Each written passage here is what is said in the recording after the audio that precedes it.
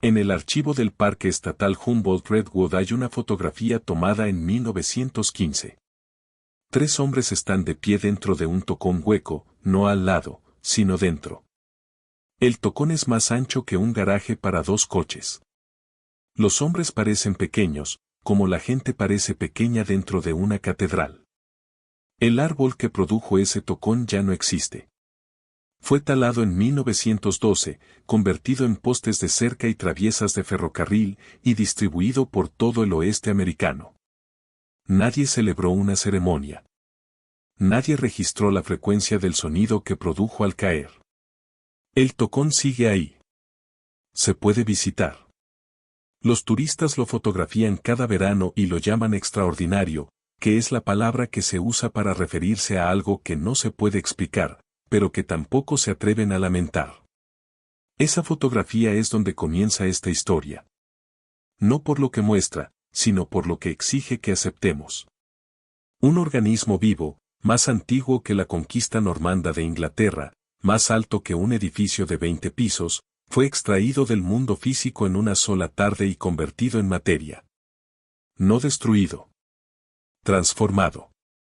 La industria maderera de finales del siglo XIX y principios del XX no eliminó los árboles. Los procesó.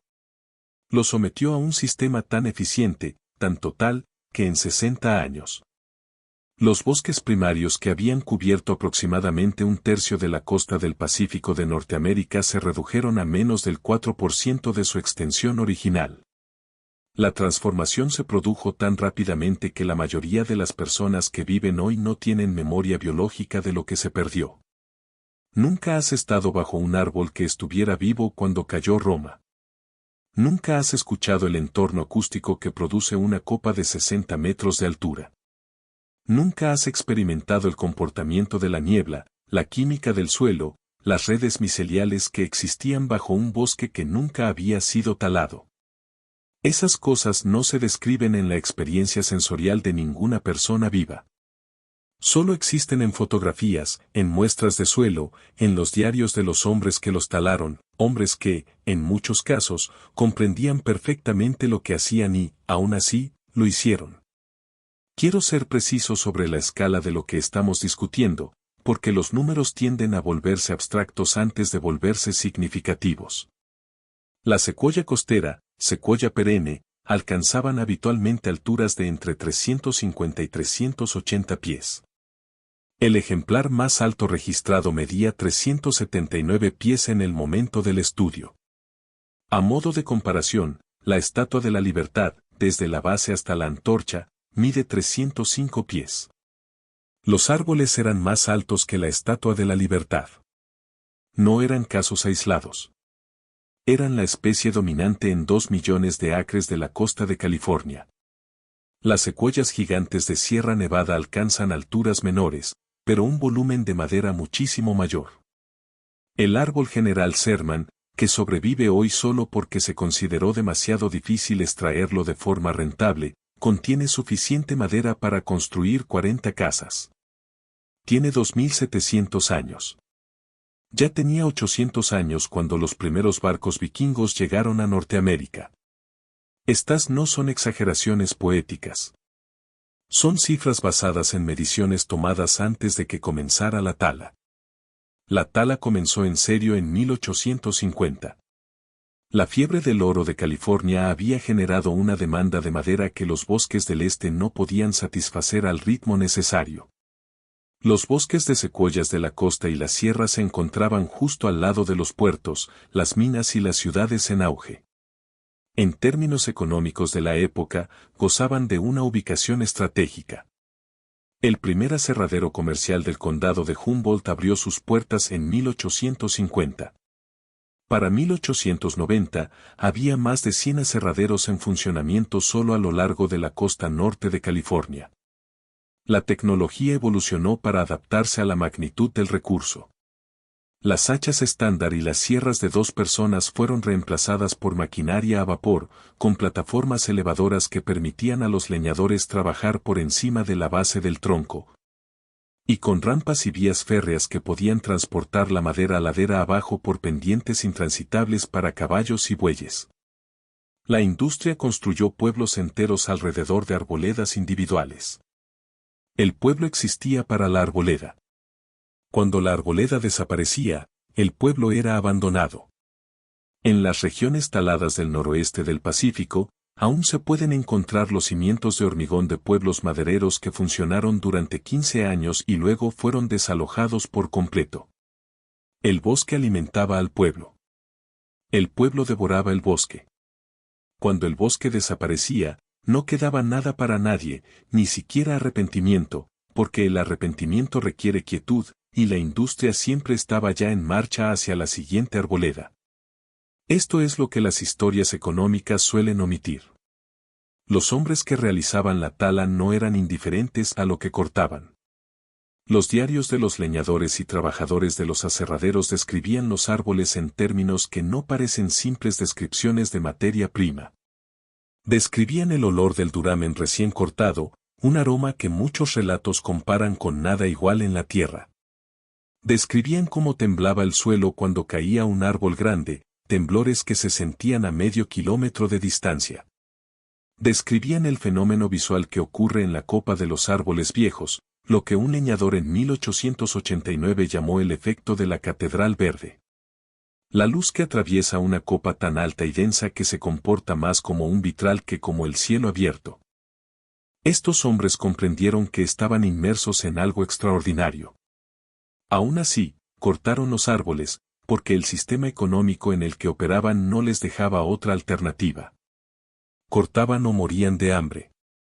Los árboles no eran un patrimonio cultural. Eran su sustento. Y la distancia entre estas dos realidades no es una falta moral. Es un fallo del sistema. Lo cual, de alguna manera, lo hace a la vez más comprensible y más difícil de perdonar. La postura del gobierno federal cambió repetidamente entre 1850 y 1910. Inicialmente, la política consistía en un fomento explícito de la extracción. La Ley de Madera y Piedra de 1878 permitía a particulares comprar 160 acres de tierras forestales federales por $2,50 por acre si la tierra era, según la propia ley, no apta para el cultivo. Los bosques primarios se consideraban no aptos para el cultivo. La ley fue objeto de abusos inmediatos y sistemáticos.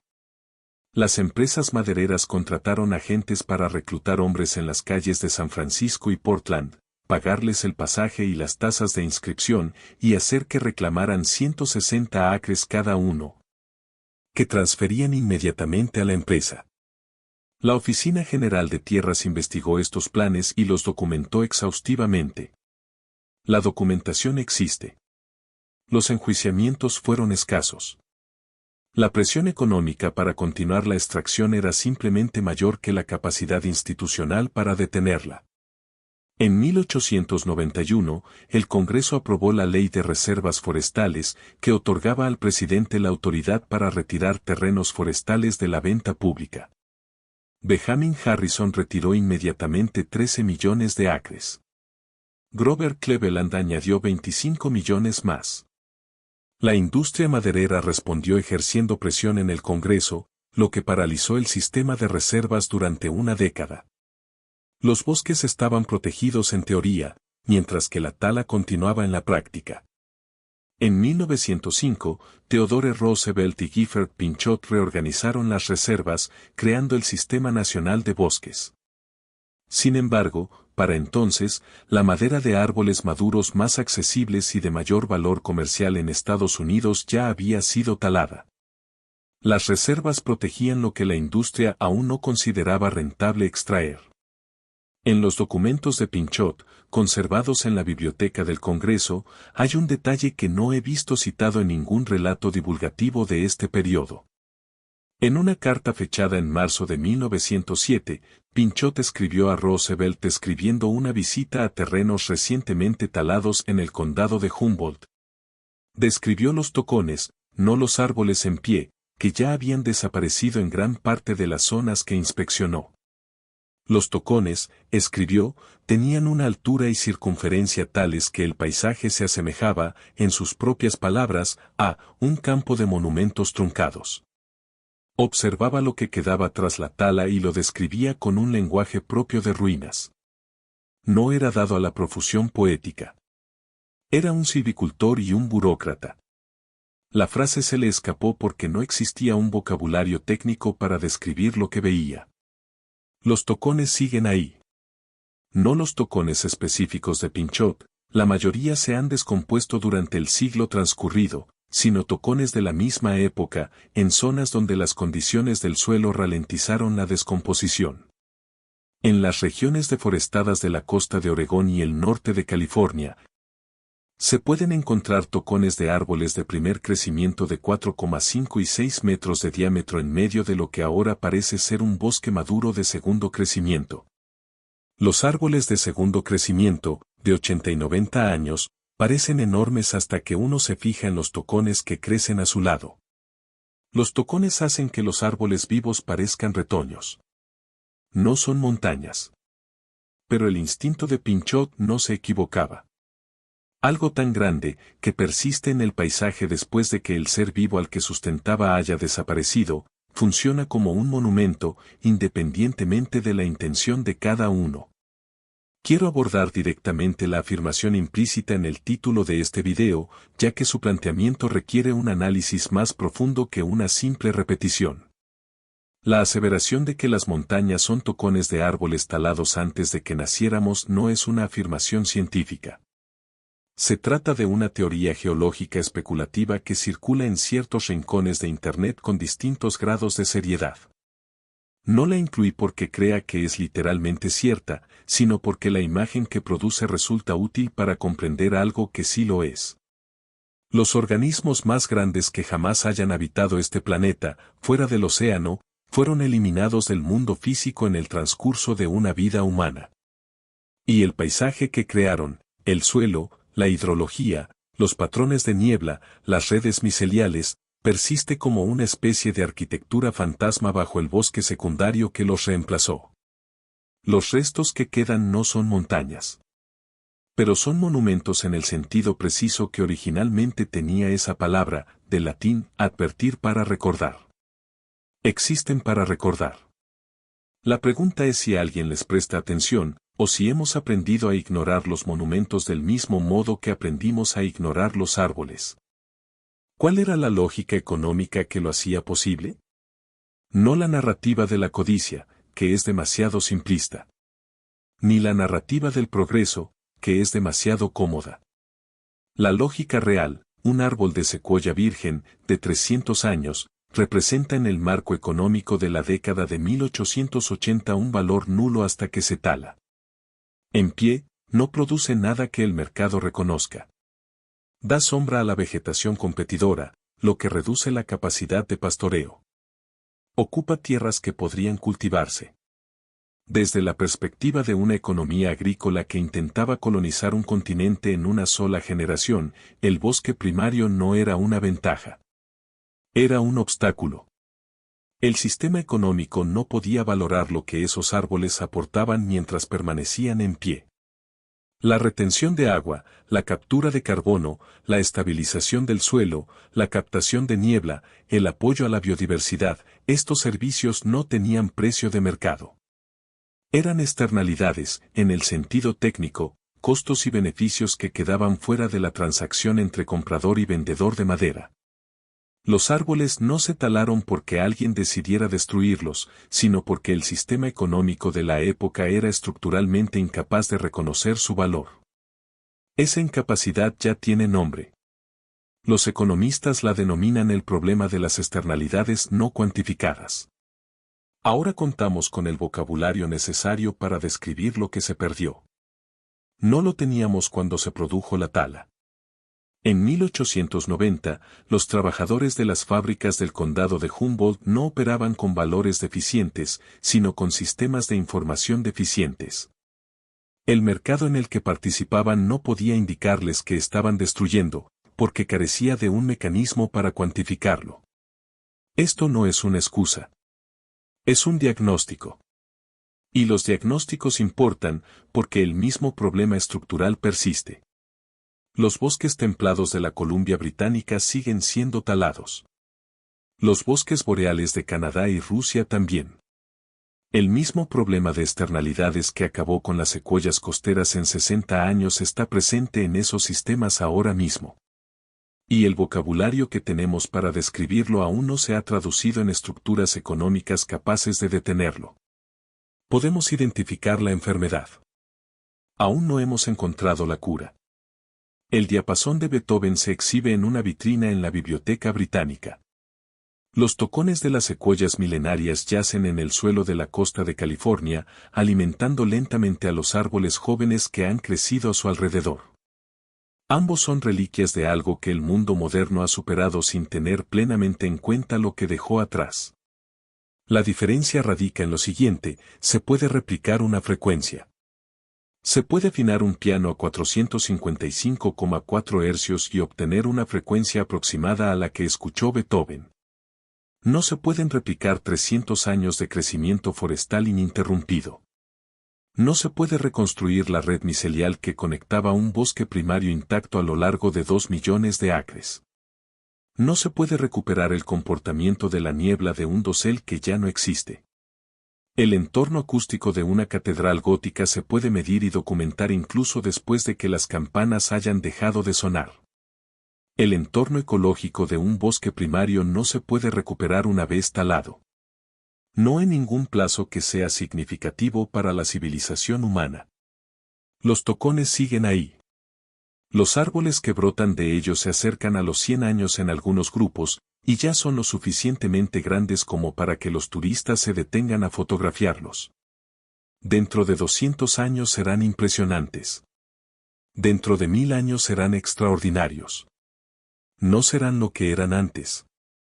El bosque que existía antes tardó 3000 años en convertirse en lo que era. Fue talado en 60. Las cuentas no cuadran. Nunca cuadrarán. La piedra recuerda lo que el bronce olvidó. La tierra recuerda lo que la sierra eliminó. Y la pregunta que nadie parece querer plantearse por mucho tiempo no es si podríamos haberlo hecho de otra manera. La pregunta es a qué perdimos acceso cuando esos árboles cayeron. ¿Qué hacía ese bosque cuando funcionaba según lo previsto? ¿Qué sucedió dentro de ese ecosistema, ese sistema acústico, biológico e hidrológico, que no volveremos a experimentar en ninguna vida que viva quien lea o escuche estas palabras? Tenemos los tocones. Tenemos las fotografías. Tenemos los diarios de los hombres que cortaron los árboles, sintieron temblar la tierra, olieron el duramen y siguieron cortando. Tenemos la frase de Pinchot, un campo de monumentos truncados, escrita en una carta que permaneció en un archivo durante más de un siglo antes de que a alguien se le ocurriera mirarla. Lo que nos falta es el bosque convertido en postes de cercas y traviesas de ferrocarril, y los cimientos de ciudades que aún permanecen en pie. Las ciudades también son monumentos, a su manera. Monumentos a una economía incapaz de ver en qué gastaba. Monumentos a la eficiencia de un sistema que podía procesar 3000 años de crecimiento en una tarde y pasar al siguiente bosque al día siguiente. El diapasón vibra a 455,4 hercios. Ya nadie construye instrumentos que lo reproduzcan. Los tocones miden 4,5 metros de diámetro. Nadie planta árboles para reemplazarlos. Ambos esperan una pregunta que el mundo moderno aún no ha aprendido a formular, y mucho menos a responder.